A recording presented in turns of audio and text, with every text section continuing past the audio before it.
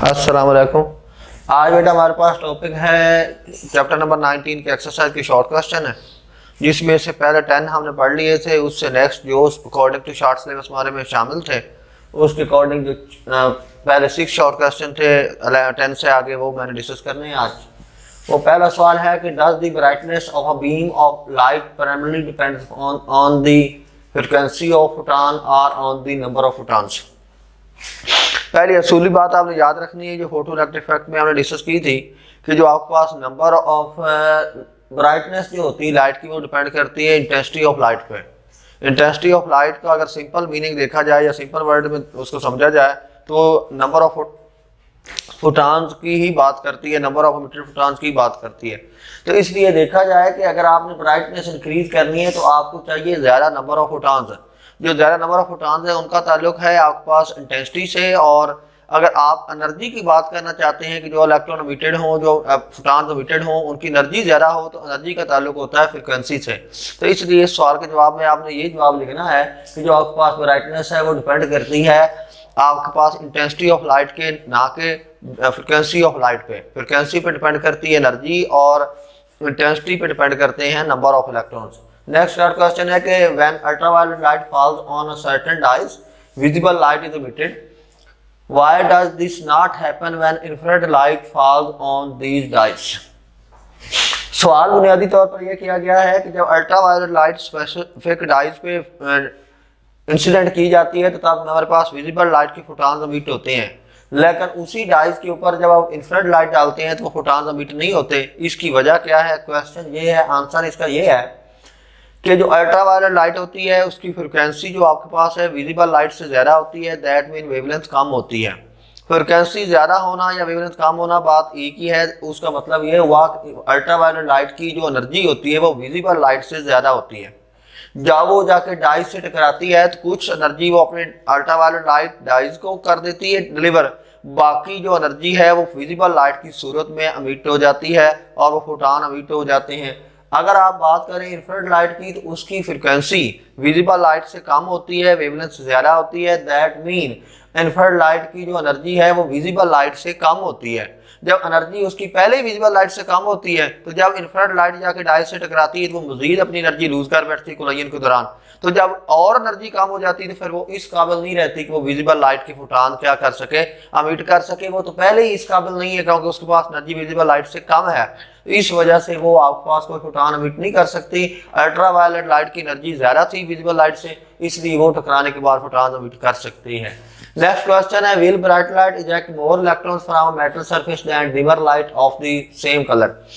11 number question के answer में मैंने एक बात बताई है कि आपके पास जो नंबर ऑफ इलेक्ट्रॉन्स एमिट होते हैं उनका डायरेक्टली ताल्लुक किससे होता है? ब्राइटनेस ऑफ लाइट से, इंटेंसिटी ऑफ लाइट से। इंटेंसिटी कह लो या ब्राइट लाइट कह लो, बात एक ही है। तो इसलिए ये आपने इसका आंसर यस में देना है कि जितनी आपके पास लाइट ब्राइट होगी वो ज़्यादा, ब्राइट लाइट का मतलब है उसकी इंटेंसिटी ज़्यादा है, इंटेंसिटी ज़्यादा का मतलब है नंबर ऑफ फोटॉन जो इंसिडेंट कर रहे हैं उनकी तादाद ज़्यादा है। जितनी ज़्यादा तादाद में नंबर ऑफ इलेक्ट्रॉन इंसिडेंट करेंगे, किसी चीज़ पर बम्बार्ड करेंगे, उतने ही ज़्यादा इलेक्ट्रॉन एमिट होंगे। तो ब्राइट लाइट ज़्यादा इलेक्ट्रॉन इजेक्ट कर सकती है as compared to dimmer light के। नेक्स्ट वन है कि when higher frequency light eject greater number of electron then lower frequency light. इसका आंसर आप 9 में लिखेंगे क्योंकि आपको बता चुका हूँ 11 नंबर क्वेश्चन और 13 क्वेश्चन के आंसर में कि नंबर ऑफ इलेक्ट्रॉन जो एमिट होते हैं उनका ताल्लुक इंटेंसिटी से है, फ्रिक्वेंसी से नहीं है।